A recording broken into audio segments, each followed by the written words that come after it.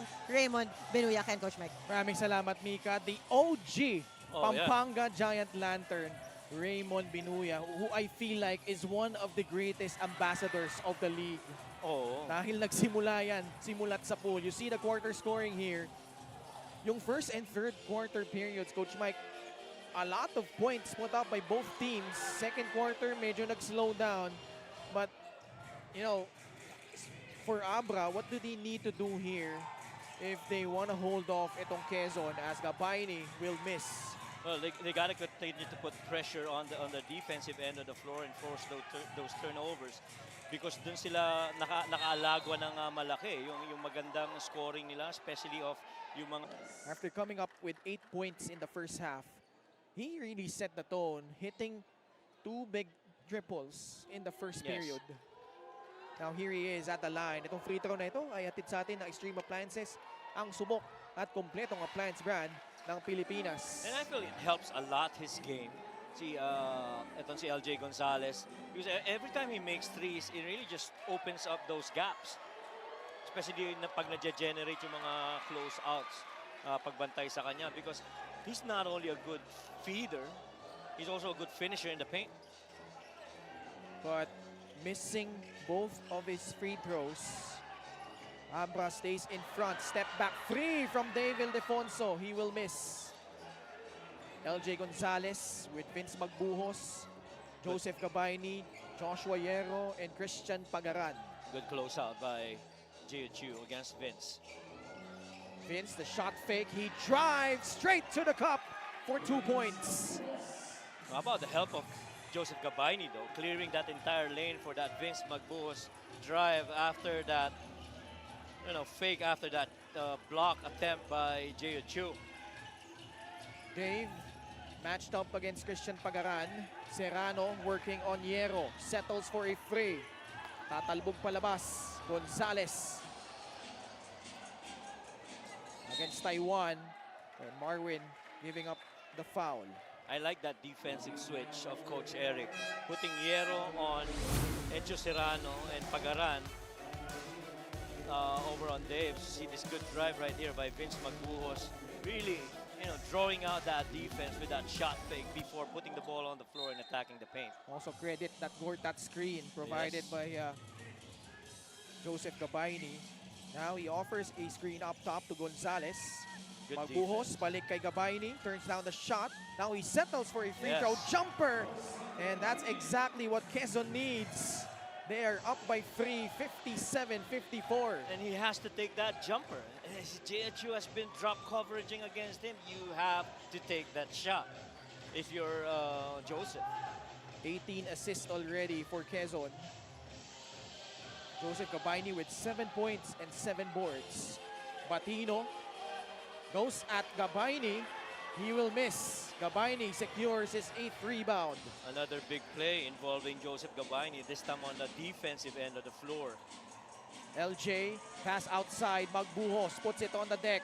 Fires a pass to Yero. Balik kay Nice Magbuhos. movement. Titira sa tres. And Dave Ildefonso with his 3rd rebound.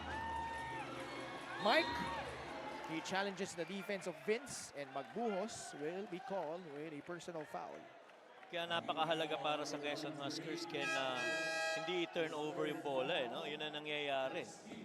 May steal yung bola, tatakbuhan sila sa kabila, parating pa lang yung mga kakampi nilang depensa, naka-atake na yung Weavers inside the paint.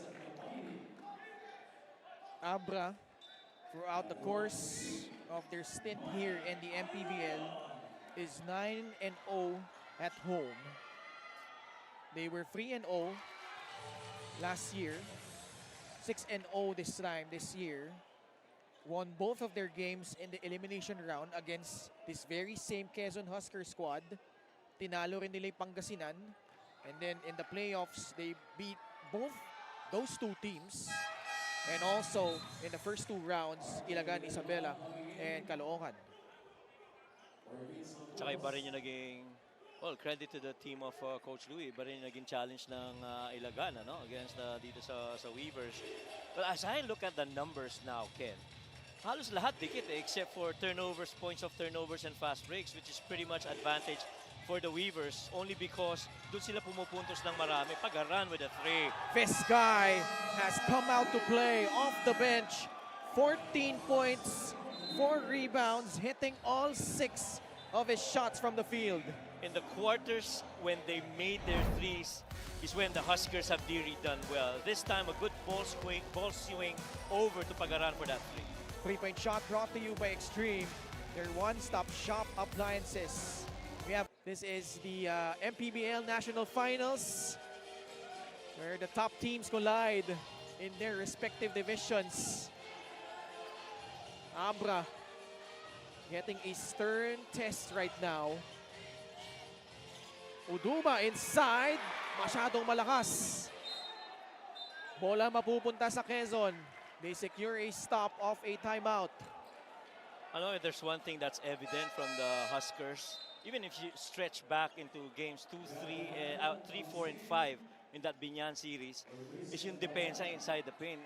Yung mga rotating pieces talagang aktibo at very rarely do you see them get beat. It's only because they turn the ball over at napupuntos sila, kaya sila nalalamangan ng Abra Weavers. Quezon, whenever they hit their threes, that's usually a good sign. Overall, they've shot 7 out of 19 from beyond the arc, 36%. But they turn the ball over. Abra still trailing here, approaching the 6-minute mark of the 4th period. Brickman forcing his way in, too strong. Batino comes away with a rebound, but pass was intercepted by Gapanal. Napakahalaga kaya na hindi naiwan si LJ Gonzalez against that drive by Jason Brickman. LJ getting past his defender, lays it in with his left hand. A tale of 2 LJ Gonzalez's. Never getting beat on the defensive end, then beating that sole defender right in front of him with that left-hand finish on the offensive end of the floor. Ildefonso stumbles. Batino goes up. Foul called on RJ Minerva. Hindi rin ganun kadali makascore inside the paint para dito sa Weavers ngayon. Play of the game brought to you by 747 Live. Dito ka sa legit. Your game, your chance, your thrill. Only with 747 Live. The very moment that Mike Ion opened up his hip against that drive left side of the floor for LJ Gonzalez, right hand, leave it up for the left on that left hand finish. Pretty much LJ Gonzalez move. Kailangan niya magpahinga ng bagya. He's huffing and puffing right now. And it's given valuable minutes. Yeah. No? And actually, yung mga minutes na nakaka-contribute siya at na may make yung threes nila, dun maganda yung nagagawa nitong Quezon. Pasok yung unang free throw ni Ryan Batino. 5 points, 4 rebounds. Missed his first 2 shots from the line. Mintis rin yung pangalawa. So lamang pa rin ang Quezon, 62-57. Abundo. Gapanal against Encho Serrano, asking a screen from RJ Minerva. Bounce pass to Abundo. Alvin Abundo drifting forward. Ball is with Serrano in transition. Encho takes off the glass. It will pop out. Quickly on the other end, Sandagon will not force it. Binigay muna kay Alvin Abundo. Back to Sandagon. He is free. He puts it up. He puts it in. Ildefonso wanted a charge.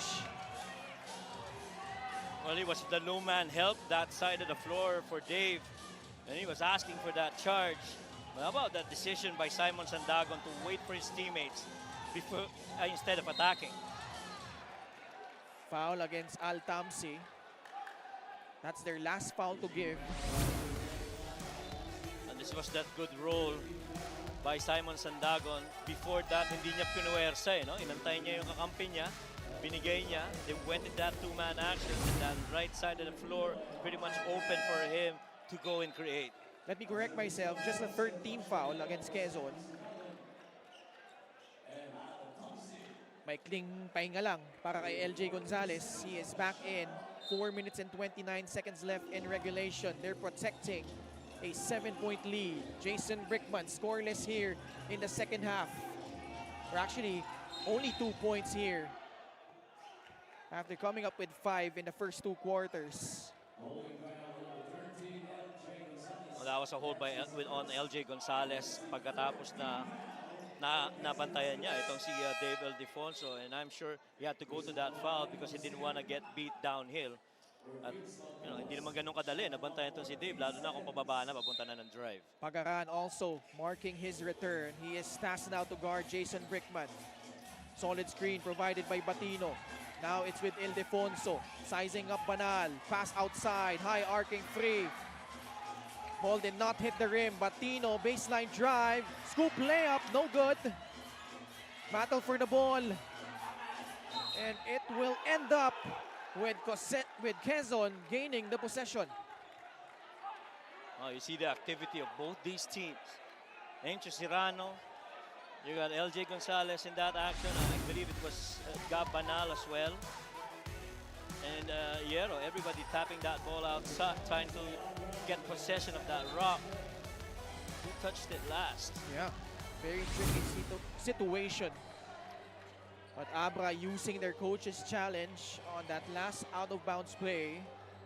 And babalikan natin yung resulta niyan. Hit the rim, Batino, baseline drive. Scoop layup, no good.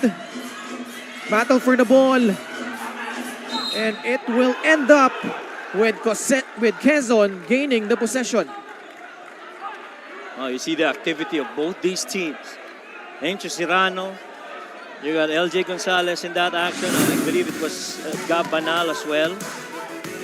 And Hierro, everybody tapping that ball outside, trying to get possession of that rock. Who touched it last? Yeah, very tricky situation. But Abra using their coach's challenge on that last out-of-bounds play. And babalikan natin yung resulta niyan. Right now, Quezon is ahead by 5, 64-59. Trying to steal one on the road. Altamsi sa loob, recovers and scores. And again, your interior passing is the other guys moving to open spots and being found by his teammates. Encho blocked. LJ Gonzalez will pull it back out. 3 and 13 left in the fourth. Guarded by Marwin Taiwan. LJ bounce pass Cabaini. This is big. Pagaran has yet to miss, and that continues. 17 points. His third triple. Christian Pagaran.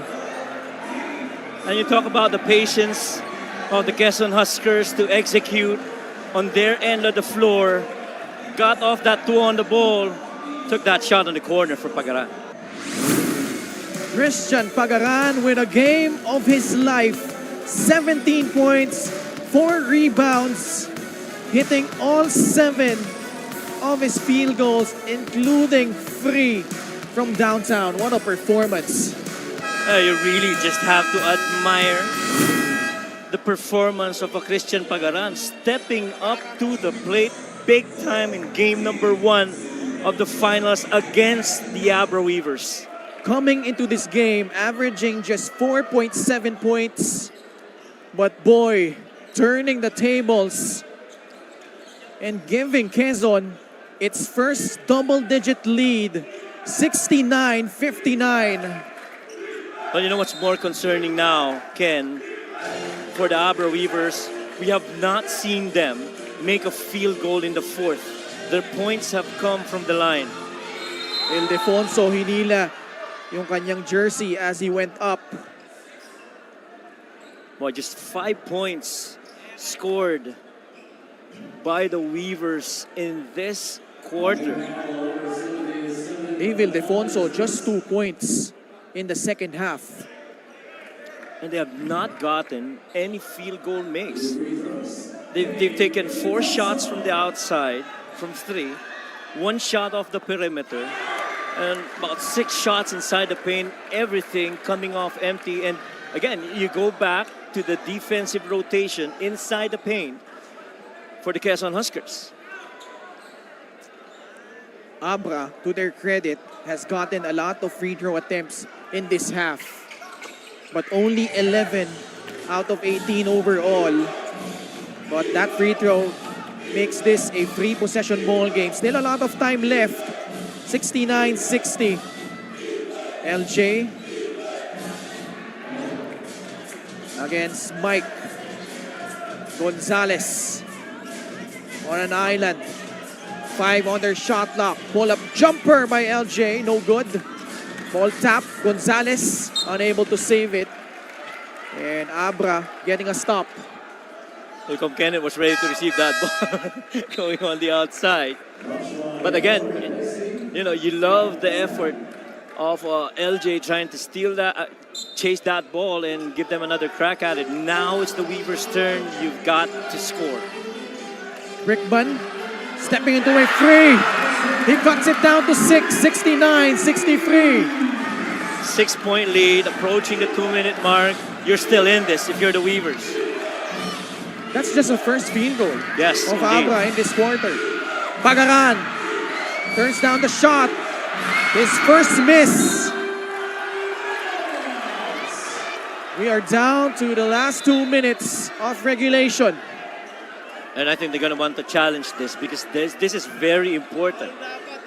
If the Huskers get this, they will have another crack at the basket. If not, then the Weavers, it's their turn to score their end of the floor. See this drive right here, medyo malalim yung pagkakadrive na yun ni Pagaran.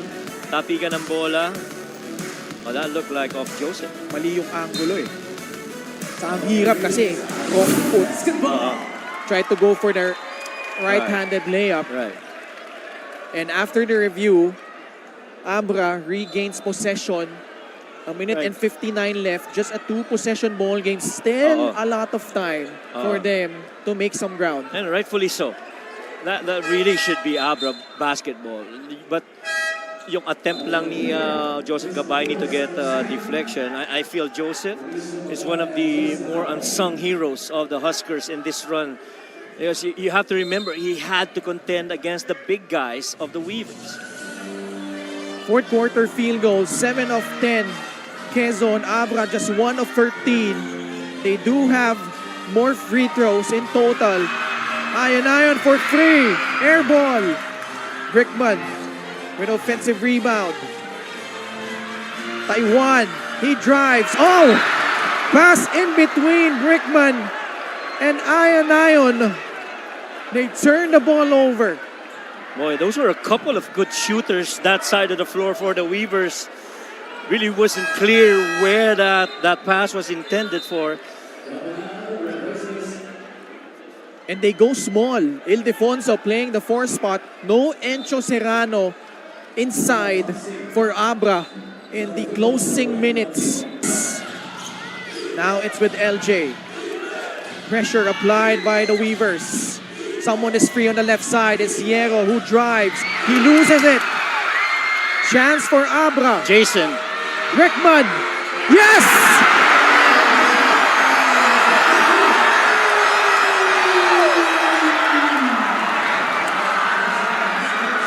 Back-to-back threes from Jason Brickman as Abra pulls to within 3. And that is why you get a Jason Brickman quickly off a missed shot. You run wide. Jason doesn't think otherwise. He just lifts and takes that shot. Did not even blink. Can stay next season. Can Coach Mike? That would be a welcome sight, Mika. Maraming salamat. As he is showing his pedigree right now, hitting those 2 triples to give Abra a chance, but Gonzalez in resounding fashion responding by these big free throws.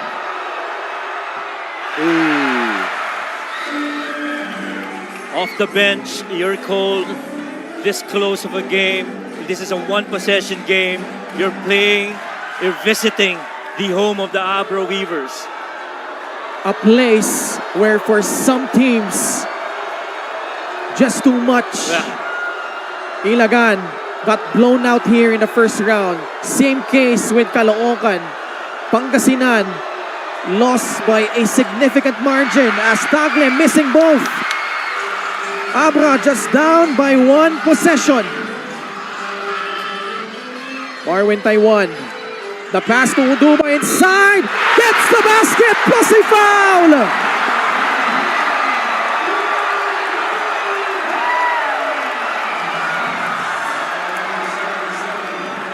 What a play!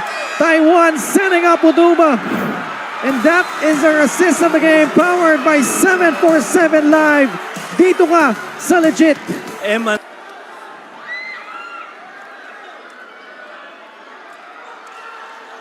He hits it. 10-0 run by Abra after falling behind by 10 points earlier in this period. 0 out of 12 for the most part in the fourth. Now, they're shooting so much better. Abra not yet in penalty. Gonzalez working on Marwin Taiwan. Double team comes. Banal back to LJ. 7 on their shot clock. Still got time. Gonzalez sidestep 3. Oh my goodness! LJ Gonzalez! What a bone-crushing free! Oh my goodness! The battle of the point guards has continued. Huskers got LJ, Jason Brickman for the Weavers. How about this time right here? He had 7 on the clock. He knew the time that he had left. He was up against Mike Ion. Little step to that left side, creating enough space to lift for that made 3. Showing us why he is arguably the top point guard in the league this season. LJ Gonzalez, shot clock winding down, knocks down a big-time free. 72-69. How many times has LJ Gonzalez done this in clutch moments? And Abra trying to respond here. Marwin Taiwan. 9 seconds left on their shot clock. Taiwan drives, blocked by Sandagon. Uduba inside, puts it up, puts it in. Oh.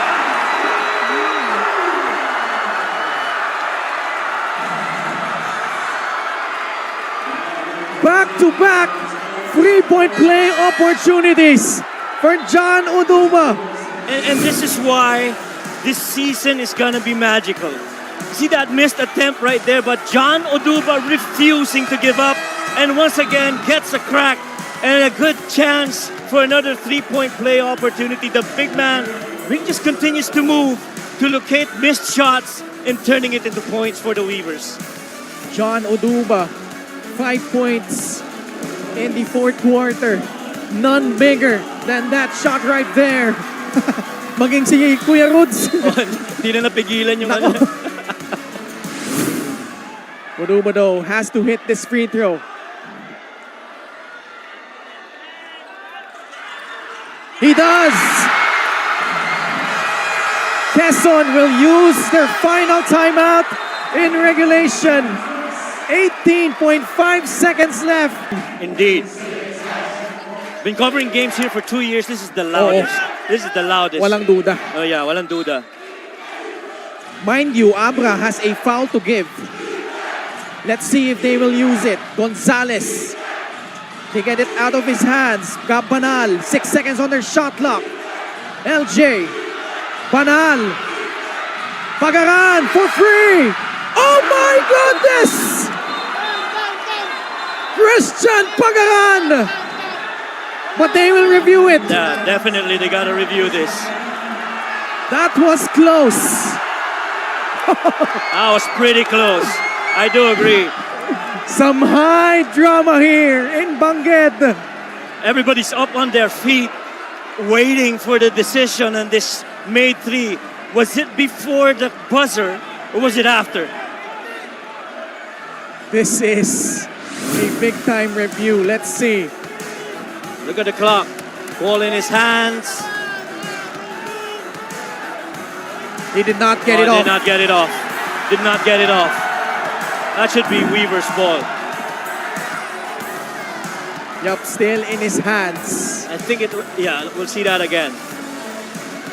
Oh yeah, Yeah, that still was clearly. in his hands, clearly. Just they- that little dip. But granted, Abra, they did a good job Right, of taking the ball away at the hands of LJ Gonzalez. that's Make right. the others beat them. And as a result, this looks like a shot clock violation Yeah. against Quezon. But them finding Pagaran, The ground erupts.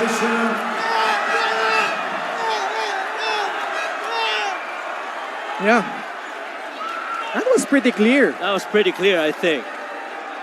The Not, moment that clock hit 0, that ball was still in his hands. not sure what Coach Eric Gonzalez was trying to argue or... See that again. Malinaw eh. See that again. Ball in his hands. 0.6, 0.5, 0.3, 0.1, 0. That still is in his hands. Oh. Napakalinaw. That was clear. What a performance though by Christian Pagaran. Oh yeah, definitely. But I just want to say, you like how JHU also challenged that shot. So now they're trying to figure out how much time It'll be is left on the clock. on the clock. Yeah. Well, let me correct myself. That was Dave, I think, that challenged that Yes, shot Dave. by Christian Pagaran. But man, Christian Pagaran, that would have been big if that shot had counted. Clearly, that ball was in his hands when he took it. 4.7 seconds left. Still a lot of time for Abra as they try to execute this last offensive possession and try to win it. Quezon is in penalty. Both teams, no more timeouts.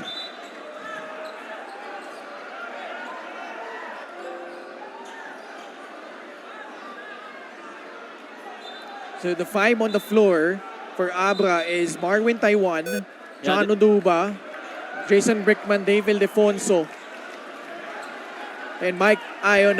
Yeah, that's the right spot for that inbound. Guarding them, LJ Gonzalez, Al Tamsi, Christian Pagaran, Simon Sandagon, and Joshua Yero. Here we go. Taiwan, Ildefonso for the win. No!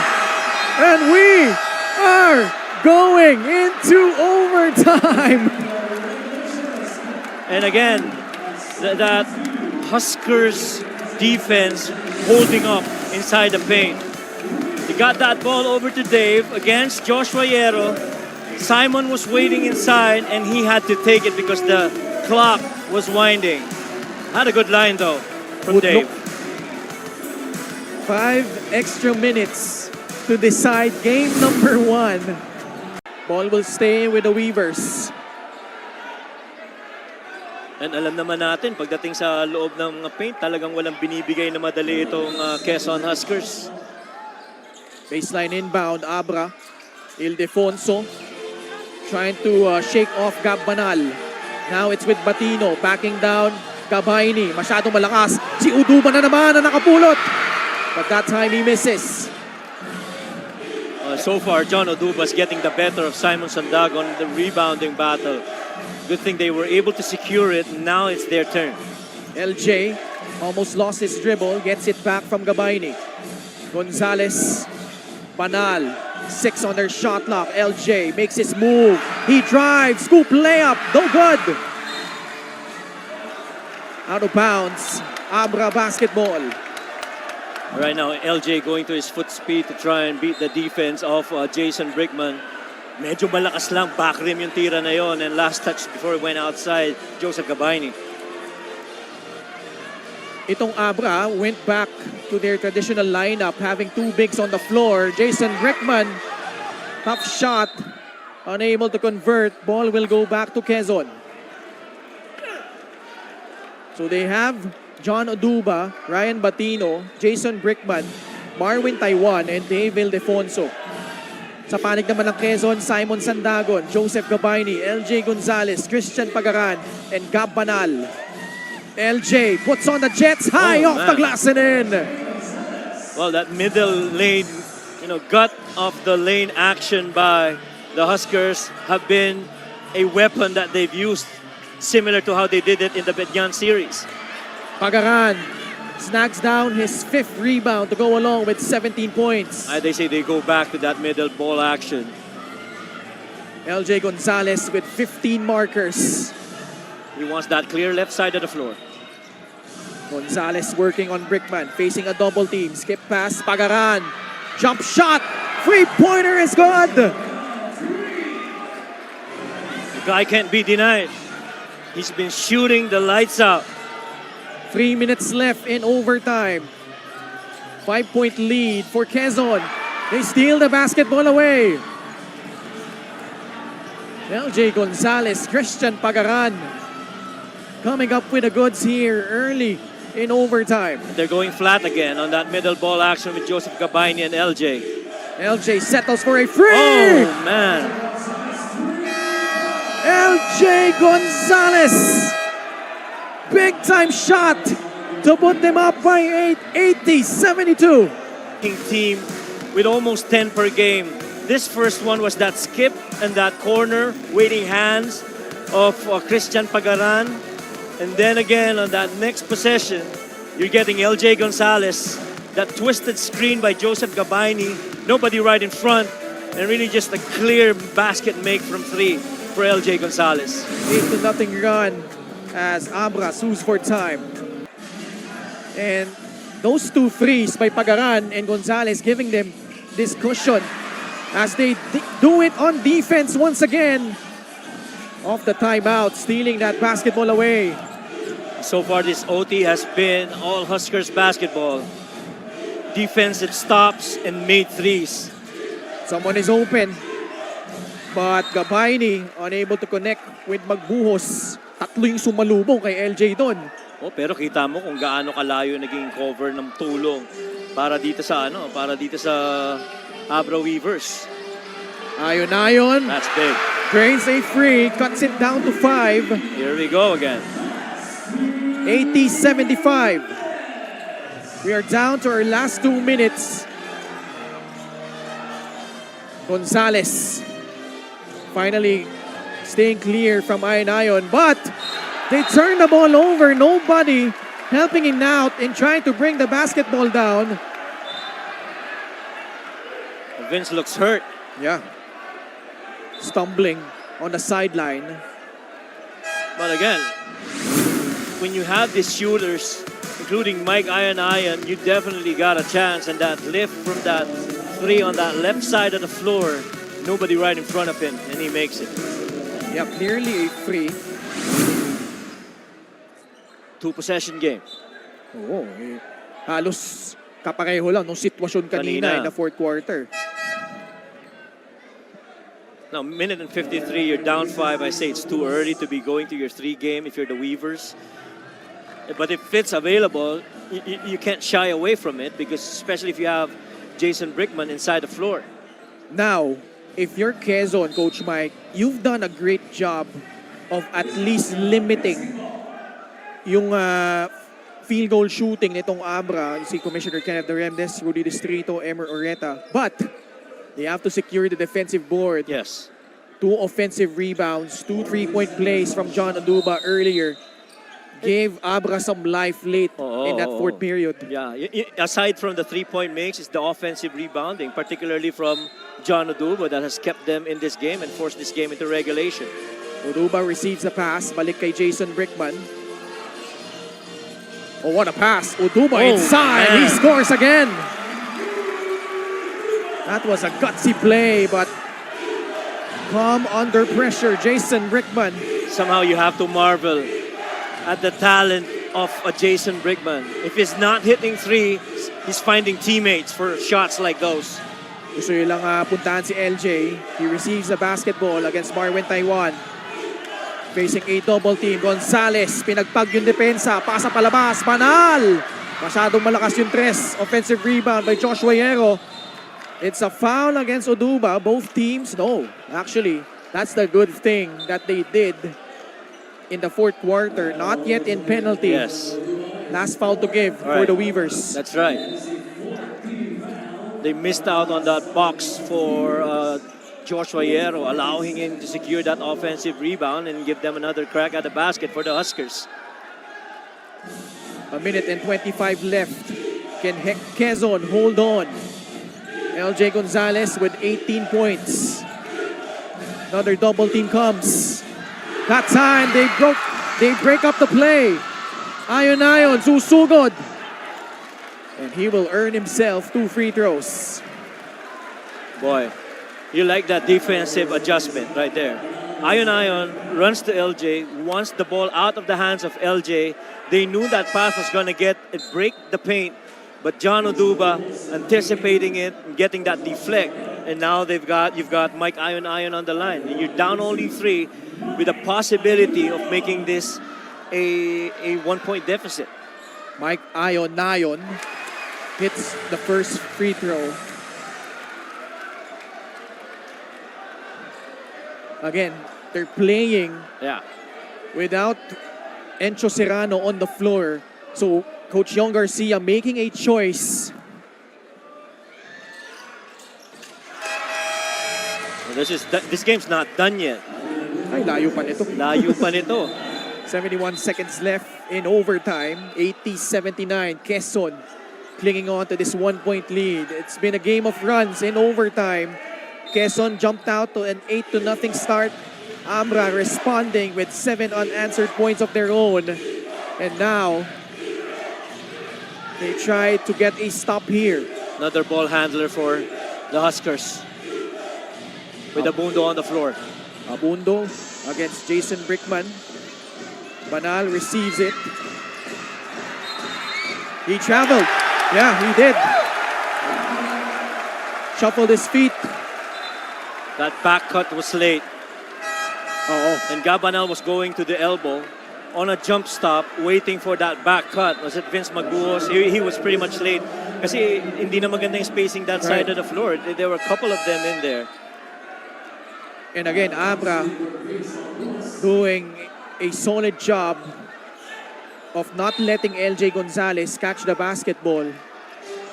Did we not say that these two teams are the top defensive teams? Well, fans are getting a really good treat. Big possession for Abra. 40 seconds left. Jason Brickman working on Simon Sandagon. Brickman drives, lays it up and in! How about Jason Brickman in crunch time? 15 points for number 15. All of the big plays have come from this guy right here. Dribble back, taking out Simon Sandagon, created that space, and able to finish going glass. Oduba did not even bother to go nearer because he knew that Jason wanted that layup. He understood the positional advantage downhill with Simon from the back. What a run by Abra. 9 straight points. And Quezon will have to burn their timeout. We'll listen in to Coach Eric Gonzalez. Oh, dapat si Gabon. Isang dalawa. Backcourt mo hindi. Ay, makinig. Ako, Chena. Ay, makinig. LJ. Hindi mo tapos, ha? Atin yan. Si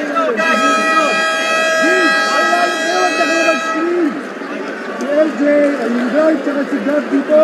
Decision maker, dapat nandito kayo. Okay, backcourt inbound tayo, ha? Ha, LJ. Dito ka, Gab. Gab. Binsto. Okay, Gab, dito ka, LJ. Okay, Alvin. Yeah, dito ka. Okay, LJ, Alvin. Gab. Okay, now listen. Tamsi. Wala ka muna. Okay, ano tayo? Okay ka ba? Dito ka pag. Sa dulo ka. Ha? Be available for each other, ha? Okay, 1, 2, 3. Kailangan yung restore. Well, I like how Coach Nash mentioned about decision making. He says, if LJ is here, you guys have to be here on this side of the floor. And one clear instruction, though, is for Christian Pagaran to hold that right corner 3 and to make themselves available just in case. Now they opted to inbound at the backcourt. So that gives them the full 24 seconds on a shot clock. 36 on the game clock. Abundo receives. Taiwan in front of him. LJ being denied by Jason Brickman. Na kay Abundo pa rin ang bola. Ngayon na kay LJ. 10 seconds left on their shot clock. Facing a double team. Gonzalez tried to split it. Brickman comes away almost with a steal. It's a mad scramble. A jump ball. Quezon retains possession. Now what Abra is arguing is that there was no clear change of possession, that it should have been a shot clock violation. Wow. Let's see. And again, it's another possession that ends on a defensive stop. Well, they were expecting LG to get that ball that side of the floor, but how quickly was that double coming in? And they knew na susubukang i-split ni LJ yung dalawang depensa, and just that quick dig underneath allowed that deflect, and we are where we are right now. And every time na double si LJ, they just have trouble executing itong Quezon. At saka And credit also yung swarming defense. Swarming defense. Because as soon as that double team comes on LJ, then everybody guards gaps and understands where their man is. There's a guy who will cover two offensive players. The Quezon Huskers. And really just good adjustments from both these teams. So after the review, Quezon will retain possession with 13 seconds left on the game clock. Ayun naagaw na ni Brickman eh. He had two hands on the basketball. That's so right. The interpretation was he did have possession. Pero dito nagkagulo na, karambola. Everyone leaving everything on the floor for this game number 1 victory. Quezon trying to steal one on the road. Let's see what they come up with on possibly the last possession. Gonzalez making his move early for 3 now. Banal tried to grab the rebound. They will review this.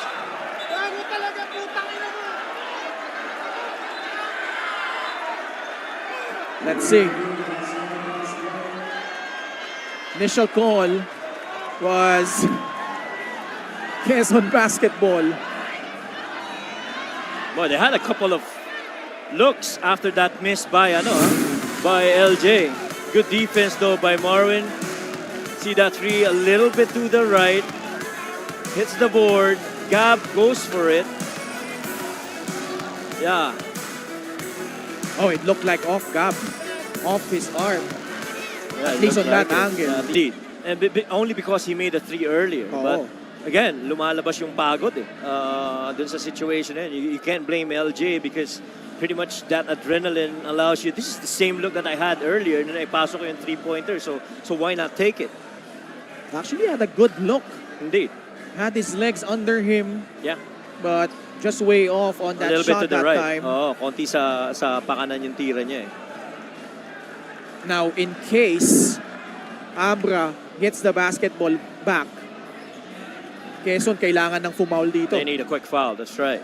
Because even if they foul, and even if Abra makes both free throws, this is still a one-possession ball game. That is right. Pero tingnan muna natin yung magiging resulta nitong review na ito. Wala nang timeout pagkabilang kupunan. Both teams in penalty. And so to your point,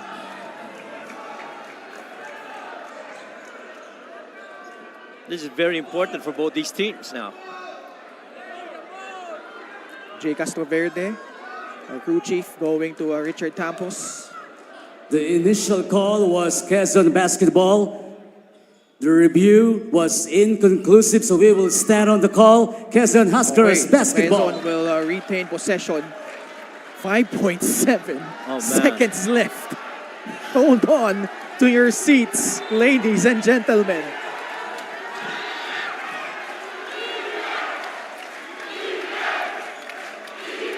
possibly the last possession here in game number 1. Abundo to trigger. Magbuwas is free. The fake. He drives. No! And Abra escapes with a win!